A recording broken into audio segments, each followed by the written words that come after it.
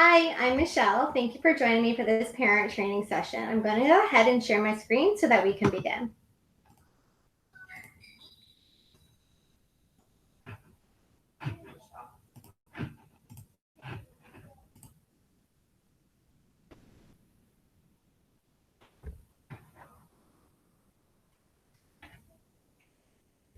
This parent training session is titled Strategies for Calming. We're going to be discussing several different ways to help our children to calm down when they need it. So we're going to begin with reviewing the goals. And our first goal is to identify what situations a calming strategy might be helpful. Understanding how to introduce or try different calming strategies with our kids, and then to consider troubleshooting tips and how they may apply to your child. So, as we begin, first and foremost, we need to be mindful of self care. And a lot of times we hear the word self care out there, and it sometimes feels like one more thing we need to do.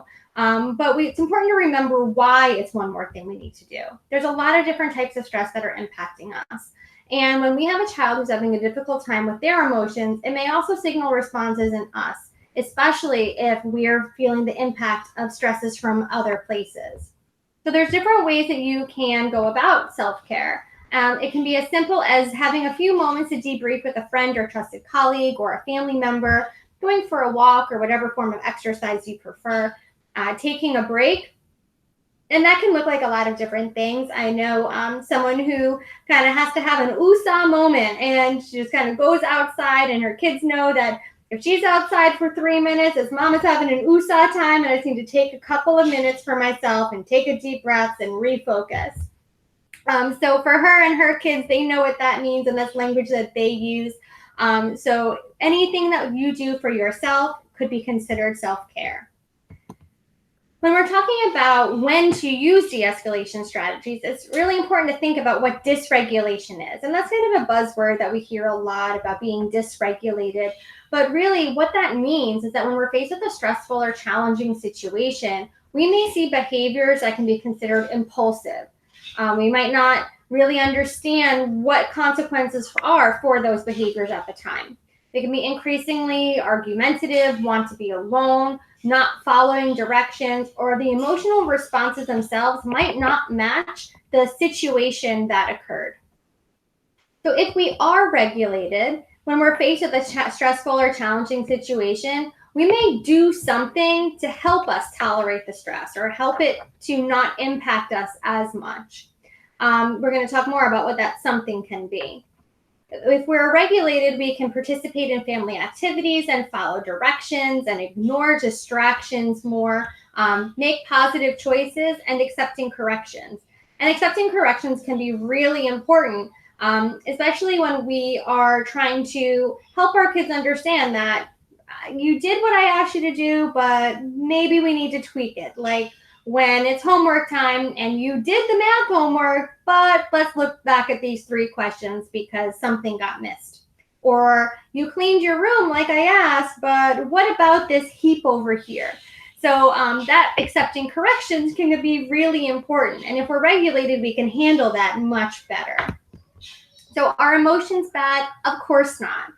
But there can be times that emotional responses can be concerning, and that might be if it's too frequent, the responses are too intense, last for too long of a time, or result in destruction or actions that may hurt themselves or others, or if those actions disrupt family activities. We can have a higher level of concern, and we might want to look at trying to put some additional strategies in place before the behaviors even occur or before we have that emotional response.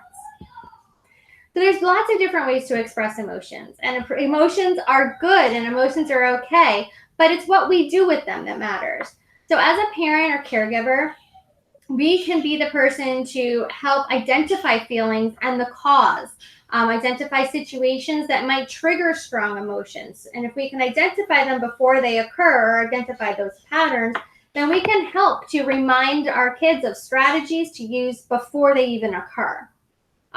Those strategies can be the different regulation strategies that we use to help our child or young adult stay calm. And we want to teach, practice, and reward or reinforce children and young adults for using the strategies to regulate themselves. So when we're feeling really strong emotions, there's a lot of brain science that can go really in depth of what all the different impacts in the brain are. But at a simplistic level, when we're really overwhelmed by the emotions and we're feeling really strong emotions, our limbic system, or the lower brain, kind of takes over the brain. And when that part turns on, the rest of the brain kind of calms down or shuts down. So that thinking brain, that prefrontal cortex up front, that's where we are able to solve problems and reason. That part of our brain kind of shuts down or goes offline. So sometimes we explain this to kids as, when you're feeling big emotions, your feeling brain is turned on. And when your feeling brain is turned on, then we can't be using your thinking brain. So we need to help your feeling brain calm down so that your thinking brain can come back online. And that's really what we're focusing on with these calming down strategies, because it doesn't change the fact that there might be consequences or conversations about different things to do differently after the fact. But we can't really have those conversations when our kids are so caught up in the emotional brain. So as we're talking about these strategies, keep that in mind, that that's really our focus, is to calm down so that then we can come back online with our thinking brain and have those bigger conversations or bigger understandings. So we want to promote a feelings vocabulary. And that can mean everyone in our family can talk about feelings, or everyone in the home system. So when we're thinking about this, we can use feelings in books. We can talk about our own feelings and how others feel. So sometimes that means when we're in the car, we can be, saying things like, wow, that was really scary. Someone just cut me off and I got scared. How did you feel? Or have you ever felt scared like that before? And kind of open up that door to those conversations. Feelings games or charades can be a lot of fun. And then also using teachable moments, especially between siblings and family members. So there's going to be times that feelings get hurt or someone takes something from someone else, and using those opportunities to talk about feelings and really highlight it. So the visuals on this screen are different feelings charts. So we want to make sure that we're not taking for granted that we assume that a child understands the differences between the different feelings. So we might understand mad, sad, happy, but do we really understand the difference between being frustrated and being anxious? There's a lot of different ways that we teach this in our schools, and some of these visuals are from strategies that we use within the classrooms as well. So it's kind of nice to have a carryover to the home setting for some of these visual supports. If we're going to create a calming space, which is one way to use the strategies, we want to make sure that we include visual support. So that can include a feelings poster, breathing visuals, calm down routines, and objects to support calming. And as we're creating this space, we want to encourage time for both parents and children to listen to each other and ask each other for ideas and supports. So this area of a child's room was just kind of utilized as a calming corner. You can see that it was kind of kept within the theme of the room, but there are some really specific things in that area to help support calming down, with visuals and a timer and that bin of resources. So key objects in the area, first and foremost, are the timer. When we go to the calming corner, this is not something that should last for more than 3 to 5 minutes on average. We want to have different things there that we can use to help us calm down. Some kids prefer to squish or squeeze or twist or fidget, pull at different things, or have really, really soft sensory things there. Some kids like to have a scented cream, or some of our little ones call it like a cranky cream to help get the crankies away. Or even some of our older kids, they really like their schmetzels. And if smelling something helps them to kind of refocus, then that's something that could be included as well. We want to make sure that we include visuals for different calm down routines. We're going to talk a little bit more about that in a couple of slides. Breathing strategies. If we're learning different breathing strategies, visuals help at first. So we want to make sure that we have different strategies there that have been working for your child, and then feelings books would also be appropriate for that area. So does it have to be a physical corner or space of your home? No, it absolutely does not. We can use a portable calming kit, which some families I know like to use that so that they can bring it with them in the community or in the car. There's pictures of one on the bottom of this slide that are made in a pencil case. It could also be a binder. I know some kids prefer to use a binder that has a little pencil case inside, so it has some calming routines in there, some visual supports, an emotional thermometer in that binder, and then there's different strategies there. So the goal is that once we use a visual strategy to support calming down, whether it be an emotional thermometer or breathing strategies, that we can reduce the use of that visual so that we can continue that practice of that calming strategy or coping skill in the absence of that picture. So we want to fade that out as quickly as we can, as developmentally appropriate as it is for your child. So where do we start? So first and foremost, we want to discuss with your child why it might be helpful to have a calming area or calming tools or folder or binder, whatever you decide works best for your child. You want to gather items and create a space together or come together to put the kit together. And then while you're doing that, you can be talking about each of the items, touching the items, practice using them, and then you can review the rules.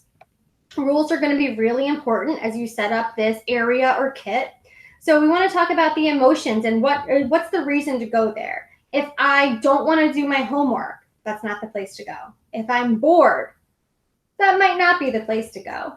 If I'm frustrated or angry or sad, then that would definitely be something that I can do, go to that area for.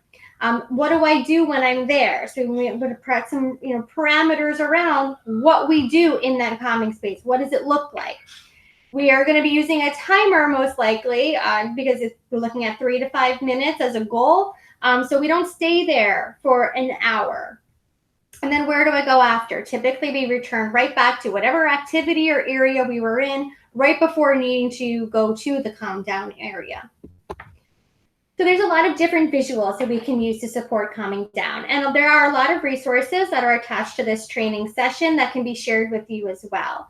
These are 2 different breathing strategies, lazy 8 breathing and 6-sided breathing from the Zones of Regulation program that we use in many of our classes. So some of our kids are familiar with them, but some are not. So that might be, if you're using those, that might be the first time that you're exposed to them, but your teacher would be able to also provide resources if they're being used in the classroom.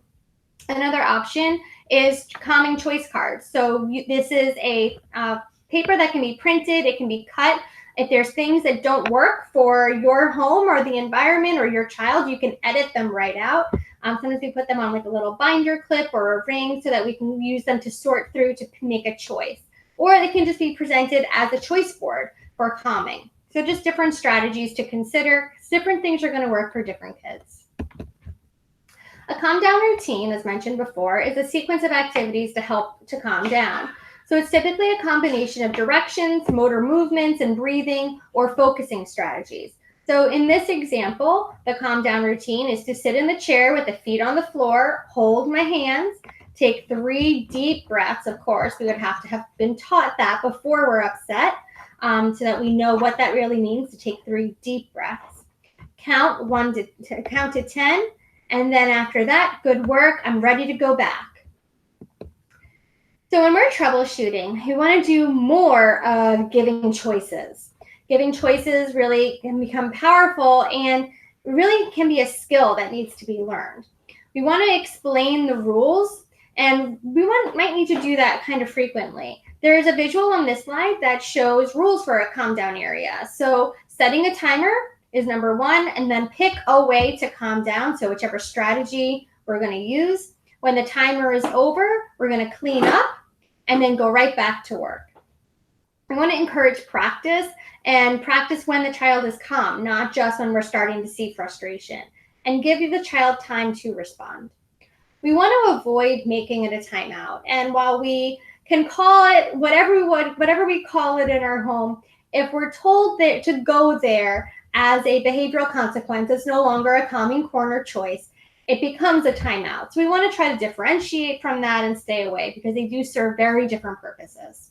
We want to avoid threatening the child to go to the calm down corner. we don't want to let it stay messy, or if we see it being used in the wrong way, we want to make sure that we redirect.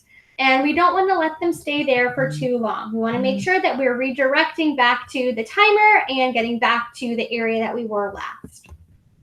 So an important tip is to make sure that we are practicing and role playing when your child is calm. If you start to see signs of frustration, you can remind them to use the strategies, or you can help them to use the strategies that they've already been taught. So I like to think of this as if someone was going to teach me how to drive stick shift, I would want them to talk to me about it first, explain it to me, show me the stick shift, take me to a empty bank parking lot on a Sunday morning, talk me through it in a really controlled way before I ever got out on a road. What I wouldn't want to happen is if someone were to just pull over on the shoulder of 95 and say, hey, let's switch seats, and without any warning, just start driving stick shift on 95. So when we're teaching our kids new calming strategies, it's really important that we take them to the bank parking lot on Sunday morning. We guide them through it. We talk them through it. We help them to use the strategies so that when we start to see signs of frustration, they've been taught something that we can say, hey, we did that breathing strategy before. Let's do that now. And that really provides it in a very different structure where it can be a learning tool. So we want to try to remember that. So now that we've introduced it, we've talked about it, what does this look like in the moment? So first things first, when you start to see your child or hear your child getting frustrated or escalating, we want to check in with ourselves. And it's important to do that because you have to stay calm to focus on responding to your child's needs. And if you're feeling triggered, then it's going to be harder for you to respond objectively and consistently. So this can look like anything for you. It can look like taking a couple of deep breaths. It can sound like positive self-talk, like, I can do this. Or it could even be depersonalizing, kind of remembering that this moment isn't about me. It's about him or her. And after you take that few moments for yourself, next you want to check in with your child. And it's important that we do that because it helps your child understand that you care about them and you care about how they're feeling. It can help your child to regain a sense of safety, and it can help to build skills of noticing and naming their own emotions. So what does that look like? You can ask how they're feeling. You can use, I see your shoulders are tense, or I notice your cheeks are getting flushed and your hands are really tight. Are you feeling frustrated? And see how they respond. Or if they can't tell you how they feel, you can name what you see and make a guess. So it looks like you're really frustrated. Am I right? Or do you feel mad or sad? Sometimes giving that controlled choice can really help to narrow what we're feeling and give that power back to the child of naming how they're feeling after it's been presented that way. So next we want to offer calming choices. And the reason we do this is it helps build coping skills. It can help to regain a sense of control and also increase ability to follow directions. So offering calming choices can look like a lot of different things. It could mean, do you want to take a couple deep breaths by yourself, or do you want to come sit by me? Do you want to go to the calming corner? Or you could go to the calming corner with them. Do you want to get a drink of water, take some deep breaths, do a helping task? A helping task can serve as kind of a way to refocus, and can look like anything like taking out the garbage, watering a plant, getting the mail, kind of come back and refocus. Using a fidget or a stress ball or reading a book. So we want to just provide a calming choice. And then next we observe to see how they respond. And we want to check back in to see if the child was able to regain control. And if they were, we want to praise that. And if they weren't, then we want to redirect it. So if the child was successful, we want to reinforce with labeled praise. And I mean labeled praise by saying that we're going to label what the child did that worked or was helpful in that moment. So I saw that you went to the calming area and you used the fidget spinner and you came right back to finish your homework. That was awesome. You used the strategy we practiced. So we want to just label what it is that they did, that we want to see them do that again. And if the child wasn't successful, we can try a different strategy.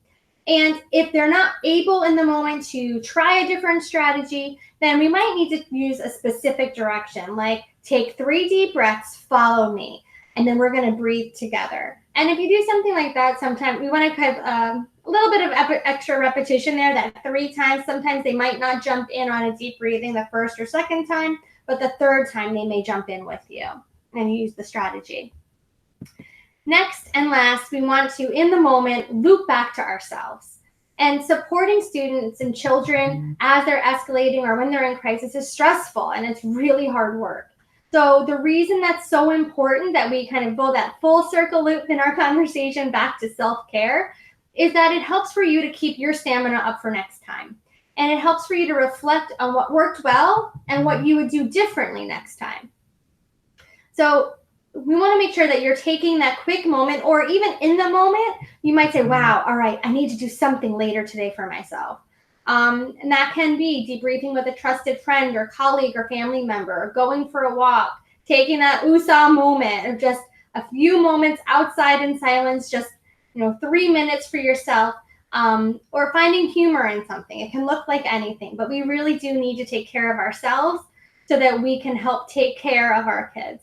And it is really important. So if you haven't had an opportunity or haven't found something that works for you, please use this as your reminder to find something to do for yourself.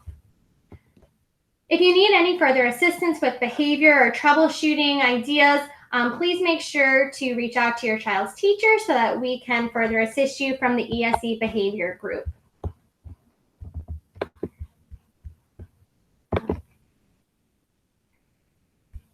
I really do appreciate you spending your time with me today, and I hope that this information and these ideas were helpful for you and your child. Wishing you well, and hope you have a good day.